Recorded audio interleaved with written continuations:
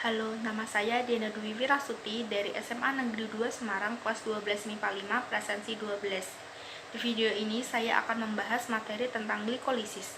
Simak video berikut. Glikolisis. Glikolisis merupakan sebuah proses dari pemecahan glukosa atau gula pada tingkatan sel.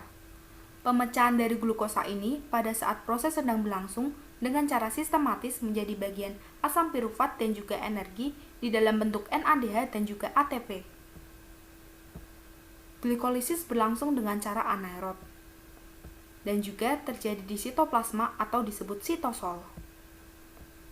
Glikolisis menghasilkan 2 molekul dari asam pirufat, 2 molekul dari ATP, dan juga 2 molekul dari NADH2. Fungsi glikolisis. Sebagian besar dari sel mempunyai fungsi yang paling penting dari proses glikolisis adalah untuk proses memetabolisme glukosa untuk dapat menciptakan senyawa 3 karbon yang bisa dimanfaatkan oleh jalur lain. Produk akhir dari proses glikolisis aerobik adalah pirufat. Pirufat bisa dimetabolisme oleh berbagai dehidrogenase pirufat untuk dapat membentuk asetil koenzim A atau asetil CoA, di mana pada energi yang kita perlukan, asetil CoA ini dimetabolisme oleh berbagai siklus Krebs untuk dapat memproduksi oleh karbon dioksida dan juga jumlah besar dari ATP. Pada saat sel tidak lagi memerlukan energi, asetil CoA bisa digunakan sebagai mensintesis lemak dan juga asam amino. Kemudian, proses dan tahapan terjadinya glikolisis. Yang pertama adalah tahap fosforilasi glukosa oleh ATP. Pada tahap ini, glukosa diubah terlebih dahulu menjadi glukosa 6-fosfat dengan bantuan enzim heksokinase. Pada tahap ini memerlukan ATP atau adenosin trifosfat yang dapat melepaskan energi untuk diubah menjadi ADP. Kemudian yang kedua adalah tahap produksi fruktosa 6-fosfat, yaitu glukosa 6-fosfat diubah menjadi fruktosa 6-fosfat yang akan dikatalisis enzim fosfoheksosa isomerase. Lalu, yang ketiga adalah tahap produksi fruktosa 1,6-difosfat, di mana fruktosa 6-fosfat diubah menjadi fruktosa 1,6-difosfat. Pada reaksi ini akan dikatalisis oleh enzim fosfofruktokinase dan membutuhkan energi dalam bentuk ATP. Yang keempat adalah tahap pemecahan fruktosa 1,6-difosfat.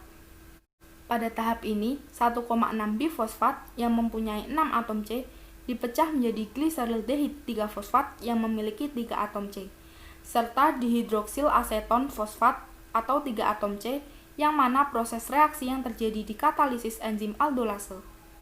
Yang kelima adalah tahap interkonversi 2 glukosa, yaitu pada satu molekul dihidroksil aseton fosfat yang terbentuk selanjutnya diubah menjadi gliserildehid 3-fosfat dengan bantuan enzim triosa fosfat isomerase, yang mana enzim tersebut bekerja secara bolak-balik.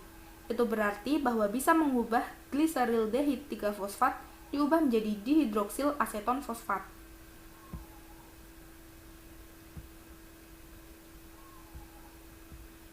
Lalu yang keenam adalah tahap pembentukan NADH dan 1,6-bifosfogliserat,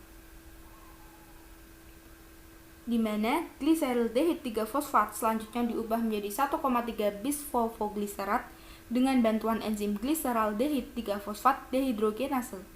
Dalam proses ini terbentuk NADH. Lalu yang ketujuh adalah tahap produksi ATP dan 3-fosfogliserat asam. Pada tahap ketujuh ini, 1,3-bifosfogliserat diubah menjadi 3-fosfogliserat dengan bantuan enzim fosfogliserat kinase. Energi yang dilepaskan dalam reaksi ini dalam bentuk ATP. Kemudian yang kedelapan adalah tahap relokasi atom fosfor, di mana 3-fosfogliserat tersebut diubah menjadi 3-fosfogliserat dengan bantuan enzim fosfogliserat mutase. Yang kesembilan adalah tahap menghilangkan molekul air. Pada tahap ini, 2 fosfogliserat tersebut selanjutnya diubah menjadi fosfoenol pirufat dengan bantuan enzim enolase. Dan yang ke-10 adalah tahap pembentukan asam pirufat dan ATP, yaitu fosfoenol pirufat yang dihasilkan selanjutnya diubah menjadi pirufat yang akan dikatalisis enzim pirufat kinase. Dalam tahap yang ini juga dihasilkan ATP. Kesimpulannya adalah, pada semua tahapan proses glikolisis, satu molekul glukosa akan mengalami pemecahan untuk menghasilkan dua jenis molekul asam pirufat. Dan dua molekul ATP juga 2 NADH atau redus nikotinamida adenin dinukleotida yang akan membawa elektron. Sekian pembahasan materi glikolisis dari saya. Terima kasih.